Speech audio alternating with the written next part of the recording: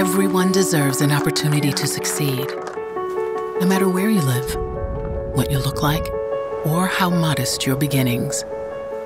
But how do you create access to that opportunity so people have a chance to discover their promise and reach their full potential? The Walton Family Foundation believes in the power of opportunity to transform lives, build strong communities, and protect a natural world that sustains us all.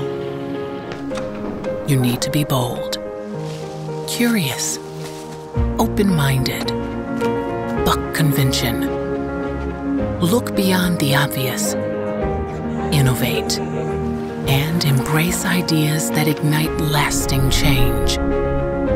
No one ever solved a big problem by thinking small. For more than 30 years, the Foundation has been inspired by those who never see a challenge without striving to overcome it. Those whose inventions are driven by necessity. The dreamers, the doers. Those who are closest to the problem because they're closest to the solution. Like the teacher who insists every child receives an education that meets their individual needs and taps into their unique talents. Like the family farmer who knows their future depends on healthy soil and clean water. Like the artist, determined to get his stories told on a theater stage or a gallery wall. Want to build a world-class museum in the heart of the Ozarks? Don't ask why. Ask why not. Want a heart-pumping four-season trail system that invites adventure? Build it, and people will come. Opportunity thrives in healthy environments. The Foundation conserves and protects the places we love most and need most.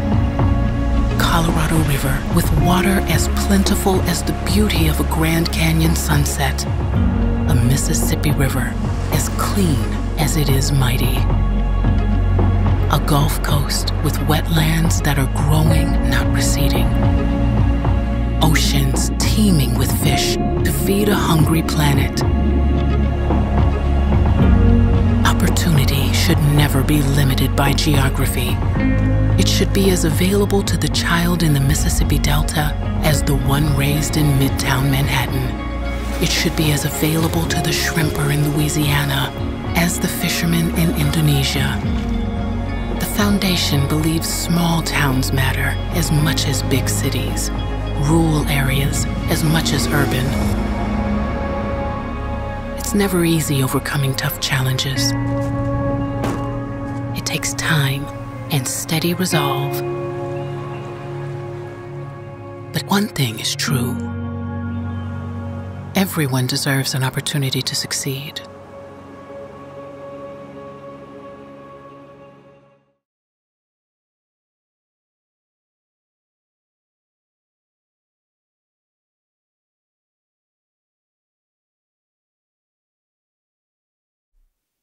Good afternoon, everyone. Thank you for joining us. I'm Nackerman Williams, Director of Special Projects at the Walton Family Foundation. It is a pleasure to welcome you all to today's gathering. At the Walton Family Foundation, we believe in the transformative power of opportunity, not just for a few, but for everyone. The problems we face today are more complex and interconnected than ever. And to create lasting change, we need to be ambitious and look for ideas from anyone and everywhere. We know that when people with different ideas and backgrounds are all at the same table, we come up with better solutions. At the Walton Family Foundation, we continually strive to understand better what works and where we can improve. We support innovation, inclusion, collaboration, and, above all, community-led change. Again, thank you for tuning in today. Please join me in welcoming Executive Director Stephanie Cornell. Stephanie. It's great to see you. I am excited to kick off today's gathering with a brief conversation with you. And I'm sure our grantees are equally excited to hear from you. Let's start with a little bit about you and your background. Hey, Dak. I have been looking very much forward to the opportunity to be talking to grantees and be in conversation with them, and it's great to see you. I have just moved to Denver for this role. I've been here 4 months. We have an office here, and I've also been spending a lot of time in Bentonville and our other offices. And I'm coming to this work from a long history of engagement with early-stage innovative organizations as an entrepreneur myself and as a funder and an advisor. And it's given me an incredibly healthy respect for how hard the work is on the ground in making change and a deep respect for the work that grantees do. I'm eager to bring that lens to what we're doing at the foundation and for this to be the start of a conversation. You bring a lot of experience and passion that aligns with the foundation. We're glad you're here. I've been with the foundation since 1996, now more than 25 years, employee number 3. I'm always curious about what attracts people to the foundation because everyone has a different story. Tell me about your story.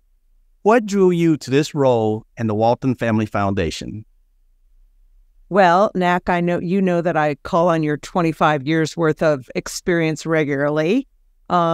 During the interview process, it became very evident to me that the work starts with a family's unwavering commitment to what we are trying to do at the foundation. And I see that same drive in our staff and our grantees.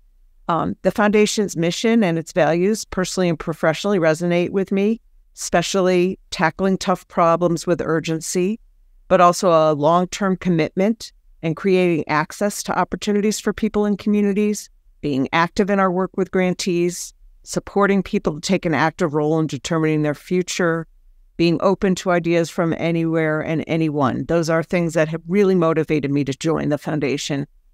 I've always sought roles that allow me to contribute to meaningful and transformative work, and it's inspiring to be part of this organization that not only envisions a better future, but works towards it through collaboration and strategic initiatives. I'm excited to bring my experience to the role and also to learn from all of you and our grantees and to work alongside an incredibly talented team to make a difference. Thank you, Stephanie, for the reflections on your journey. It's clear that your passion and dedication to the foundation's continued success and impact are key drivers. What can grantees and we as staff expect in the next few segments? We're taking the time today, Knack, to have I've been having meaningful conversations with our board and staff and gaining valuable insight about our program areas and strategies, lots and lots of internal conversations. And a few weeks ago, I asked grantees to share their questions and thoughts to help guide today's convening. Their experiences, their ideas, their feedback are important in shaping how we can be the best possible partner to them in this journey. And ultimately, I want to know how we can better support our grantees as we work to solve some of the world's biggest challenges. So in the next few segments, I'm going to have conversations with each of our program areas, home region, education, environment, and we're going to address some of the questions we received.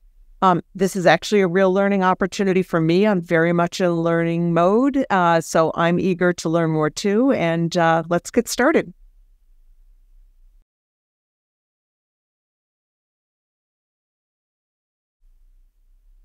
Hello, home region folks. How are you? Doing great. Hi, Stephanie. Hey, Stephanie. Great to see you. I am learning a lot about what you're doing, and the work that's happening in the home region program is truly inspiring. And it's rooted in Sam and Helen's legacy and their commitment to giving back to the region that first gave to them, and just incredibly inspiring work that you all are doing. Sam and Helen's belief that people in communities can thrive when they have access to opportunity is what still guides our work today, as you know. And I have a few questions from grantees that I'd love to discuss. Sounds good. Meredith, how is the foundation working to address the increasing cost of living in affordable housing in Northwest Arkansas? And also, what's the foundation doing to address transportation in the region, especially when it comes to commuting to and from downtown areas? The Walton Family Foundation has really at its core a vision that Northwest Arkansas become one of the most vibrant and inclusive communities in the nation. And we see this increasing challenge around housing and transportation. And we know that inclusion really means that people have the ability to have safe, affordable housing, that they have the ability to get around the region and access all that this amazing place has to offer. So we really believe that the best solutions come from listening to the communities that we serve. We do that often through and with grantees. And I think right now we are working with some amazing organizations that are working to increase the supply of well-located, affordable housing in walkable, mixed-income neighborhoods. People and organizations like Groundwork, Partners for Better Housing, Community Development NWA, just to name a few. We also know that philanthropy can't cover the full gap of what's needed to build the supply of housing that we need in this region. And so we're collaborating. Organizations like these are working on building coalitions, providing community education around the importance of this work, and piloting new and replicable financing models that will hopefully accelerate the production of affordable housing.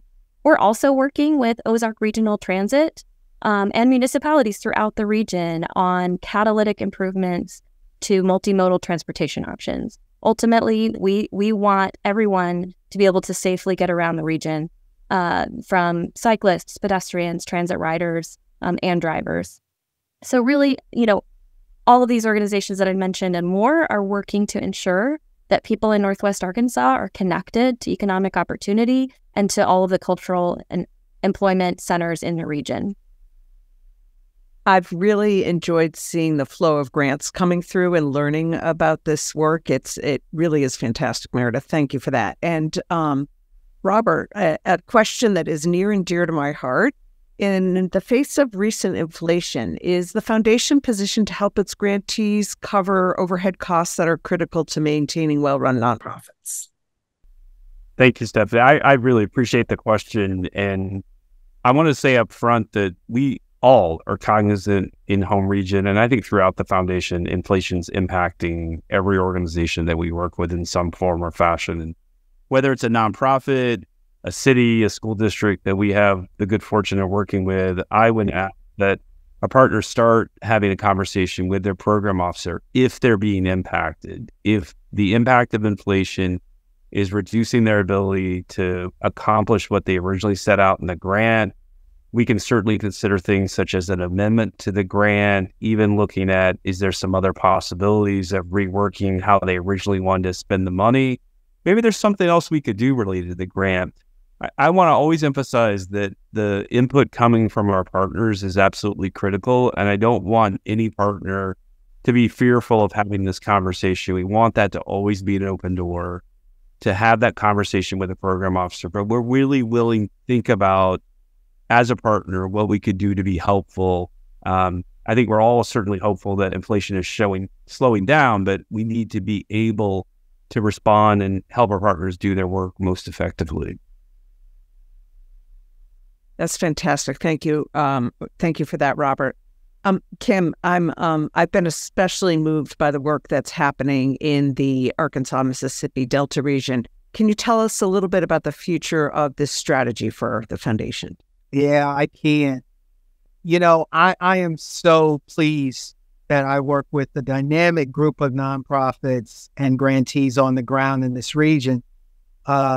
And I'm really pleased with that because, as you know, Stephanie, this is some of the work that Mr. Sam and Ms. Helen started initially, right? And I think that's important to keep in mind, that they were so moved by what they witnessed in the Arkansas Delta the innovation, the creativity, the work ethic of folks in those communities that actually, I like to remind some of my colleagues that even before the foundation was established as a legal entity, they were giving back to that community and doing some amazing work. And so I'm really, really pleased at the development of how that work has grown over several decades now. As you know, it's a tailored approach, right? This is not something that the foundation sort of created on its own.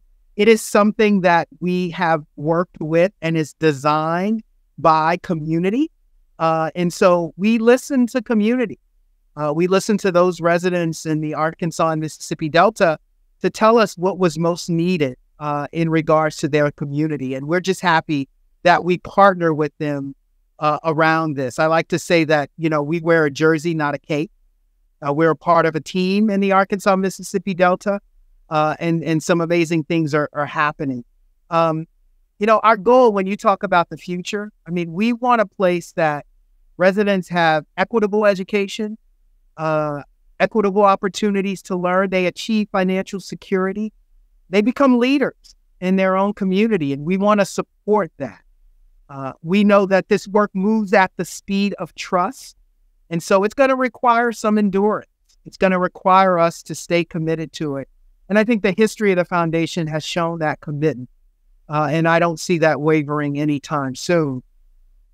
I sometimes tease our colleagues in other philanthropic organizations that we are one of the few that have staff placed in the Arkansas, Mississippi Delta.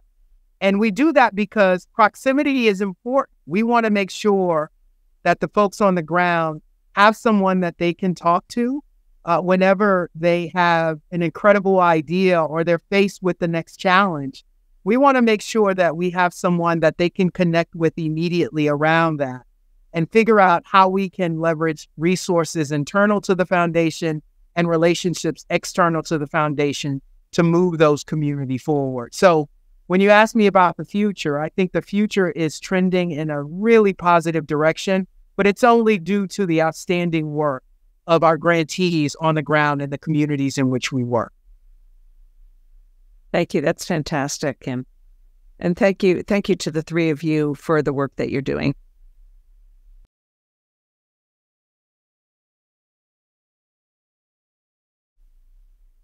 Education colleagues, thank you for taking the time to join me and address some of the questions we heard from grantees. And in the few months I've been at the foundation, I've been very fortunate to visit some of the career pathways work we support and watch students learn and gain real-world experience. It's been incredibly inspiring. And also inspiring to me is the decades of foundation work that has happened alongside educators in communities across the country to help increase access to high-quality education. Truly inspiring. And we know that education is the key to unlocking opportunities for students. I appreciate that we've been willing to be bold and take big risks in innovation to ensure that children can reach their full potential. And we've got some questions that I'd like to share. Brooke, first, tell us, where are you today? That looks like a school. I'm in a classroom in Denver, Colorado today, seeing teachers and students engage with high quality instruction. Lovely, like the pictures in the background. Jason, across the country, employers and K-12 schools are partnering in new and deeper ways to expose young people to high-growth careers at an earlier age. What workforce pathways are you excited about and why? So I'm particularly excited about the apprenticeship model. High school students with apprenticeships do hands-on work in their chosen field, and they take relevant coursework at the same time. So, apprenticeships are not a new concept, and they actually are available all over the world. They are increasingly important today when young people are asking for two things. They want practical and tangible skills, and they want experiences that are connected to their careers and jobs. So one partner that makes this possible is New America, and they run something called PIA, which is a partnership to advance youth apprenticeships. So PIA collaborates with employers and school districts to kind of set up apprenticeship programs through grants and technical assistance. So for example, in Alabama and Birmingham, the Birmingham Promise was able to establish and formalize apprenticeships to hundreds of more young people all with pious help. So apprenticeships give young people two important elements for lifelong success. So that's knowledge and relationships. And with these, young folks can acquire the knowledge that pays, but also relationships that are priceless. Brooke, this is such a critical moment for students, and we have to find a way to support educators. How are you doing that through our grant making? Yeah, Stephanie, we are working hard to make sure that educators have access to the best tools to meet their students' unique needs. One of our grantees, Illuminate Literacy, is focusing to blend technology and the strongest work that teachers are doing. So they're working early in the development cycle to make sure that they meet teachers' unique unique needs in developing those products. Another one of our grantees, Khan Academy, it's a new grantee, and we're supporting their program Khanmigo, which seeks to provide teachers with AI tutors and allows them to access the best of leading technology to better meet students' needs. Thank you to both of you for the amazing work that you're doing in the education program, and thanks for joining today. Thank you.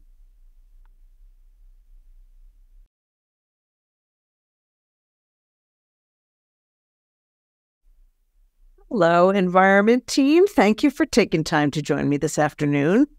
I have been absolutely fascinated to learn about the work that's taking place in the environment program, and I don't need to tell anybody here that climate change is affecting every aspect of water, whether it's drought, floods, wildfires, rising sea levels, or changes in the ocean food chain.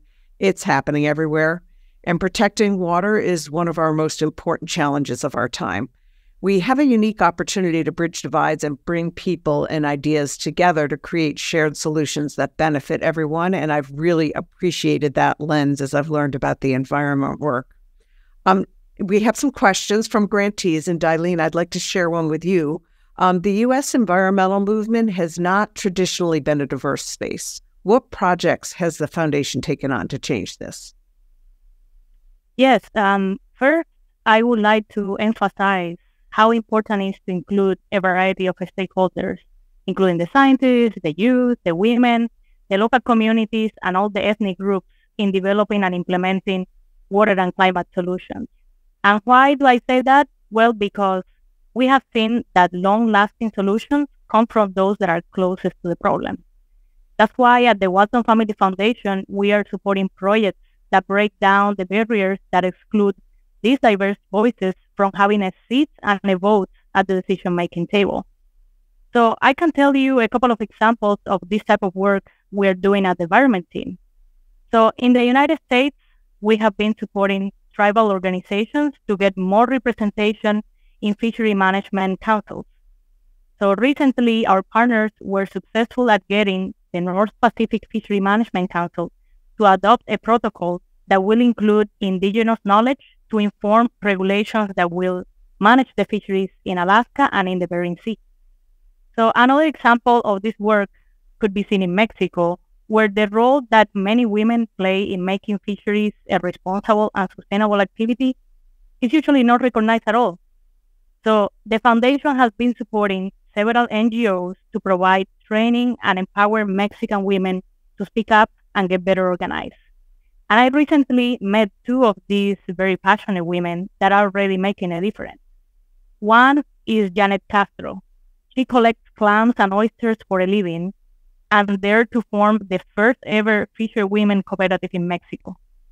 Janet is now mobilizing other women to form a national network that will advocate for gender equity to be included in the Mexican fisheries law.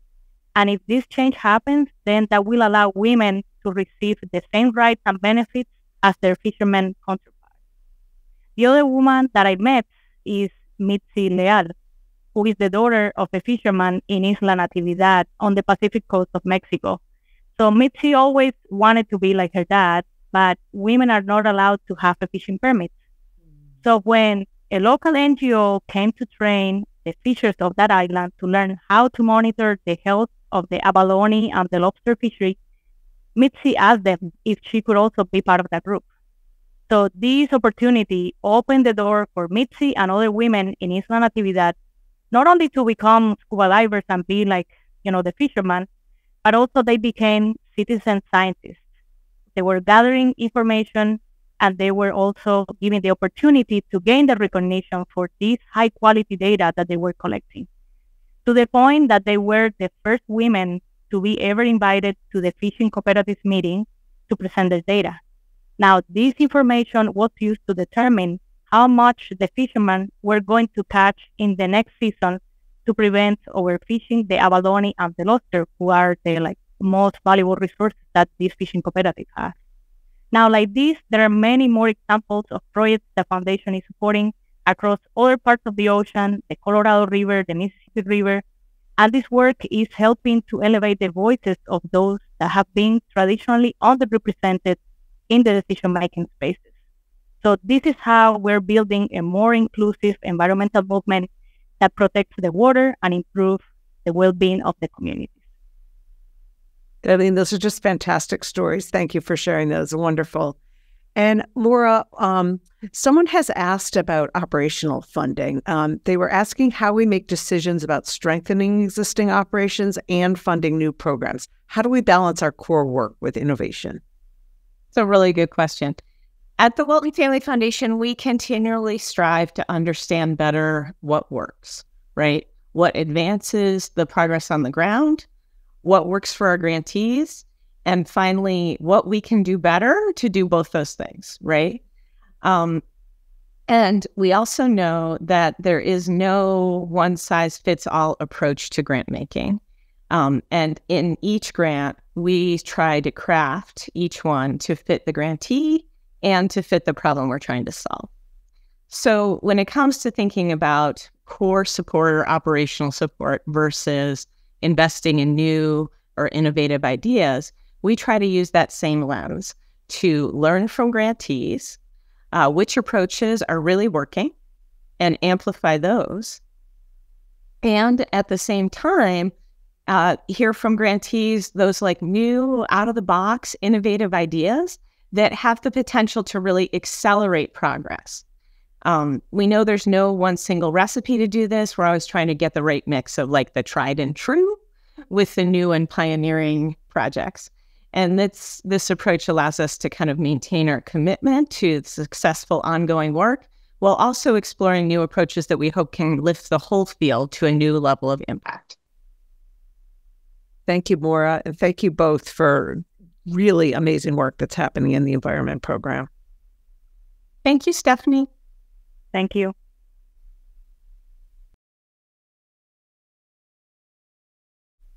In closing, I want to acknowledge you, our grantees and partners, and the innovation you bring to the work.